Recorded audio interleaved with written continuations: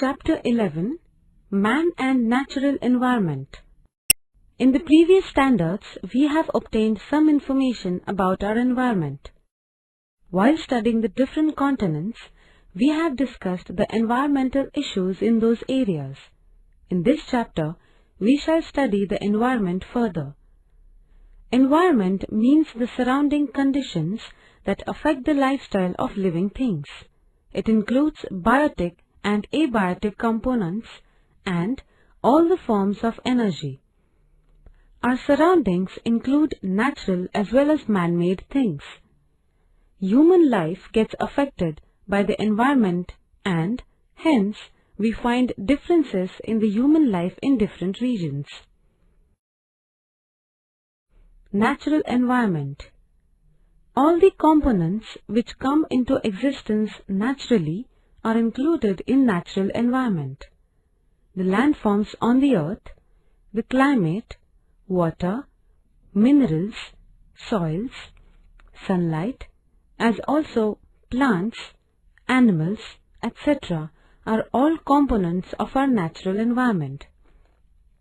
All of these affect the living world directly or indirectly. Cultural environment. In order to enrich his life, man has used natural resources and, in the process, he has brought about many changes in the natural environment.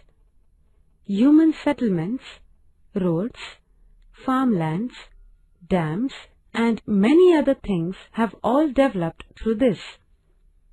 All these man-made components are included in our cultural environment. Interactions in environment. Varied types of interactions keep on taking place between the biotic, that is living, and abiotic, that is non-living components of natural environment. All the biotic components depend on one another as also on abiotic components.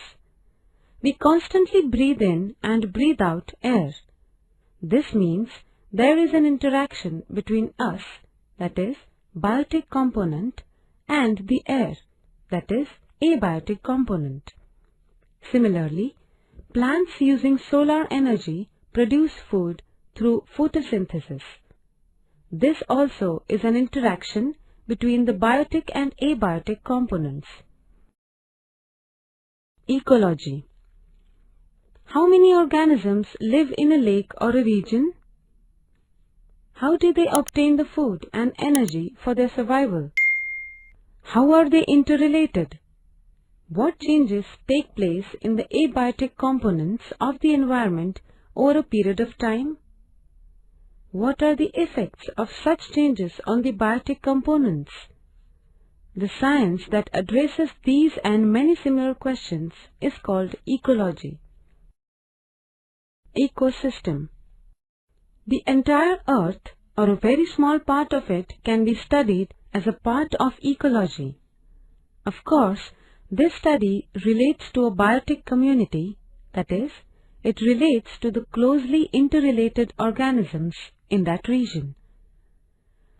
A biotic community that is closely interrelated and that interacts with the abiotic components is called an ecosystem. Ecosystems are mostly recognized by geographical region. For example, aquatic ecosystem, forest ecosystem, meadow ecosystem, lake ecosystem, etc. Our Earth is an all-inclusive ecosystem.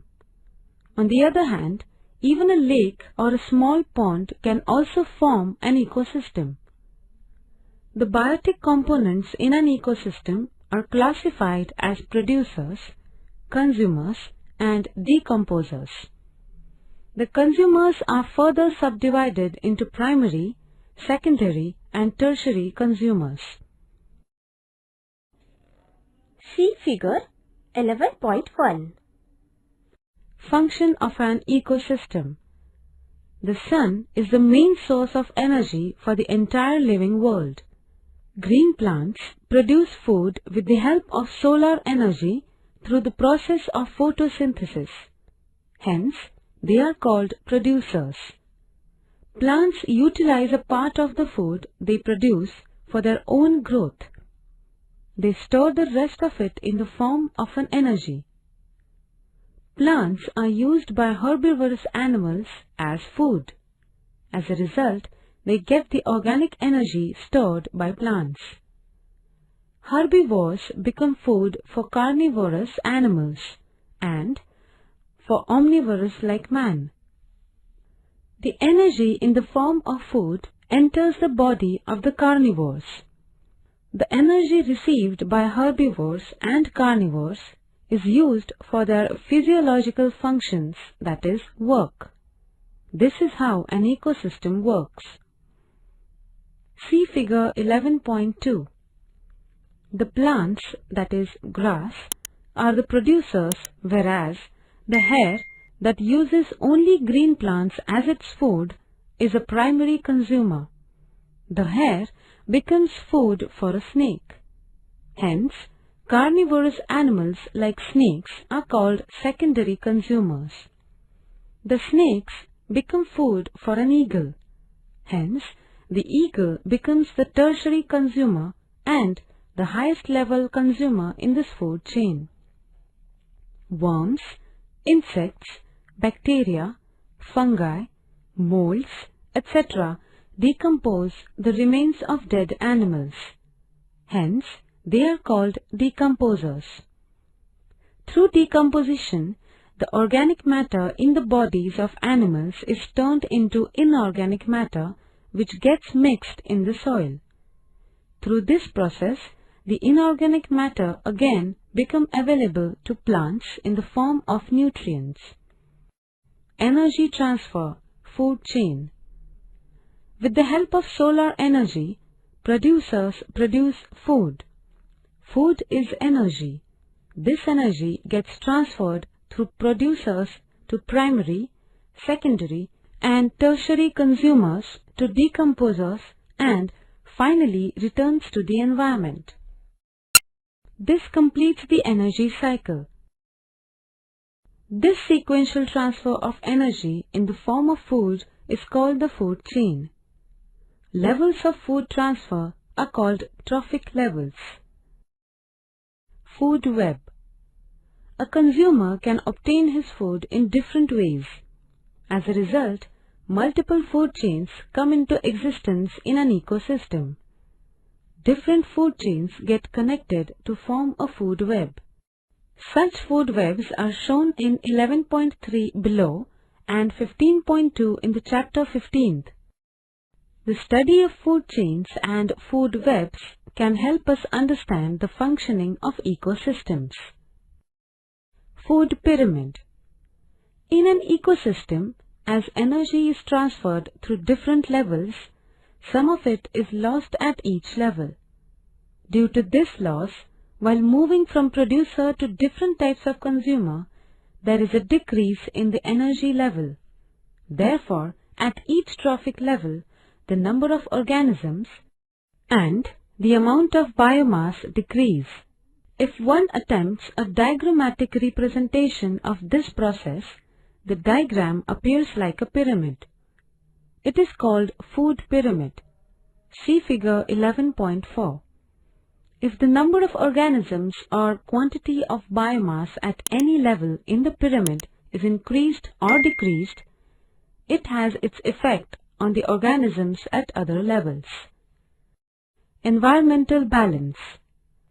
If the number of organisms and biomass is in the proper proportion at different trophic levels in a region, the environment in that region is said to be balanced. This balance can get disturbed due to natural hazards or by human intervention.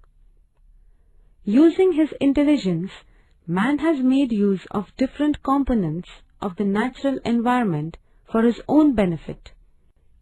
With the help of science and technology, he has created a cultural environment.